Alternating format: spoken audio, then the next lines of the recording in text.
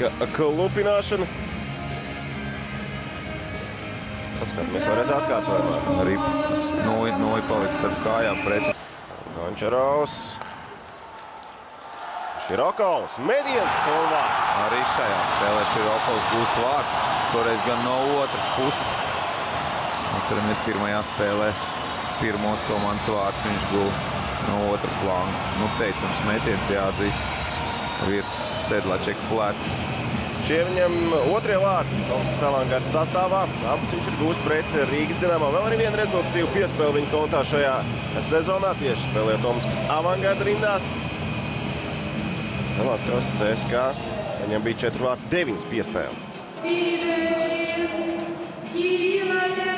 Osā. Tālākais vārtiem. Labāk. Visvairāk vārtu skatas, kā vairāk mašos gūs Sants Ozoļs. Viņa kontā 4 vārti. Tagad situācija vārtu priekšā. Ozoļs arī turpat blakus. Tomēr Rīta piespiež spēlēts Meķu Garons. Jā, nu teicam, izspēlē šo kombināciju mūsēja būtībā bija jāmet iekšā. Ļoti labi nospēlē Omskas Avangards. Nesaprot mūsie, kāpēc negaida šos spēku paņēmienus diezgan tuvu, taču spēlē visu laiku omskieši. Jurgijs Pujāts.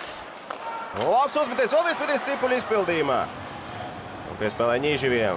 Aleksandrs Ņīživijs. Slīda salūzas Gončarenko, pastamies. Labā slīda stāv vienkārši uz vienas slīdas. Cenšas palīdzēt, kā var Robinsons. Gerons. Labi nospēlē vārtus. Kaļiņins uz vārtiem. Nu, teicām, jāsaka. Tā uzbrucējiem jāiet uz vārtiem. Ļoti bēdīgi, ka mēs šeit zaudējam vārtus. Rīper vārtos neapmierināts ļoti ir Jakubs Sedlačeks. Pat dūsmīgs pēc šīs epizodes. Kaļiņins izveidoja šo situāciju. Paskatāmies, jaunie uzbrucēji var noteikti uzreiz mācīties, kā ir jāiet uz vārtiem. Ļoti agresīvi. Un ar jaudu gāja uz vārtiem Kaļiņins. Nespējām mēs viņu apstādināt. Beigās, man liekas, Rūžička ir tas, kas gūst vārds. Skatāmies vēlreiz. Atkārtojumā Kaļiņins.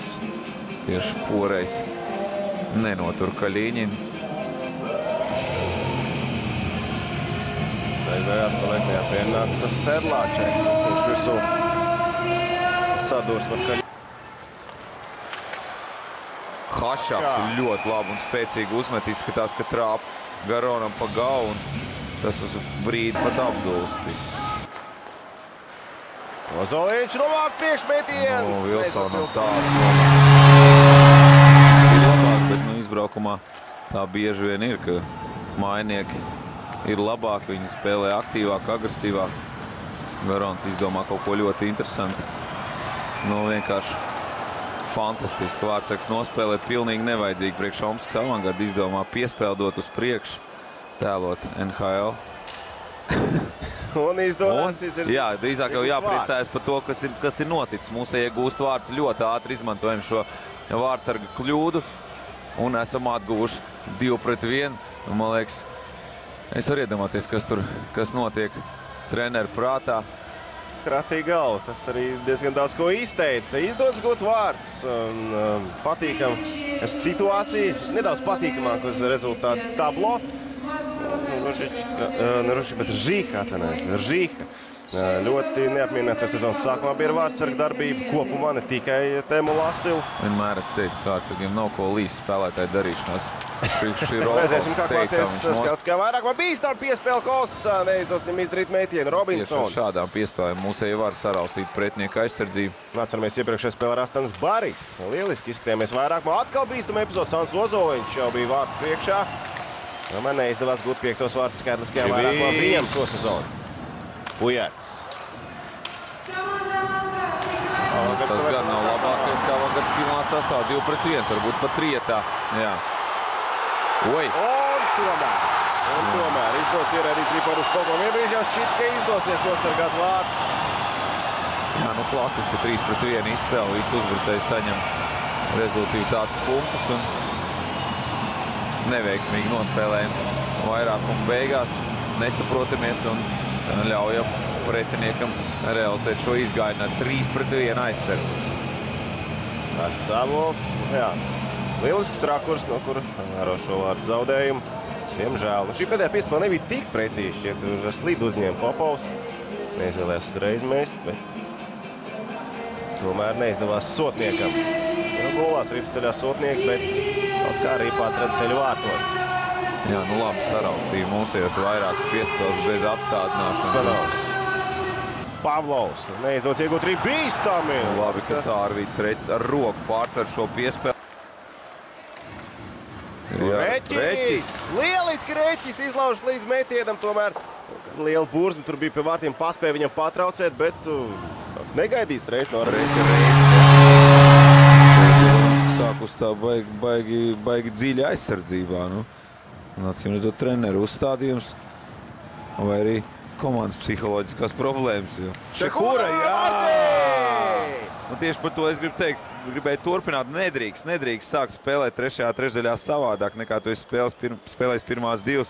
Jābūt aktīviem, to avangards nedara un tas nāk par labu mūsējiem. Pols Šehura individuāli iziet pie vārtiem un gūst vārds. Nu ko, atkal neapmierināts Ržīkā. Skatāmies vēlreiz, kā tik gūši var Pols Šehura. Nu, tas sanāca Vlačikam pret slidu piespēlēt. Un trīpa atpakaļ. Nebija, protams, tas tā plānoši šķiet. Būs jāpaprast pēc tam pašam Šehuram, droši kādam no mēdīju pārstāvjiem. Redzam, te varētu būt ir izmaiņas, vai arī Šehura vienkārši nepagūda nomainīties. Bet... Teicami, Hossa! Ai, nu šeit gan ir jāliek iekšā. Šādā momentā jāliek iekšā. 2 rezultāts tablo. Omskas avangarda kļūdās Pircākins un netiek pie izgājiena tur Vilsons. Bīstami Sedlačeks, ripa nav piespiest un līdz dodās nosargā Pāvlovs. Bīstam izspēlē Kostu uz zonas vidu. Uļāns! Atkal bīstami epizodi. Nu, Uļāns ir tas, kurš izdara visvairāk metienus Omskas komandā. Teicam, Šehura ir iespēja. Ai, netrāp vārtos un diezgan nopietni aizmet garām Šehura. Tagad neizdos saglabāt arī bīstami. Vārtiem 2-1. Sants Ozoņš bija pieslēdzies it kā īstajā brīdī, bet beigās sanāk, ka neīstajā. Nu jā, Sjobins trāpa teicam, vienkārši teicam trāpa. Diemžēl atkal 2 vārtu pārsvars. Omskas avangarda komandā apkārt tās pats cīņas spars kā perioda sākumā. Atceramies, kad izlauzās līdz vārtu priekšē Pols Šehura, bet šeit redzam Sjobina metienu. Nu jā, grūti arī vainot vārds ar šādā epizodē. Tur nav ko vainot, tieši gar plec.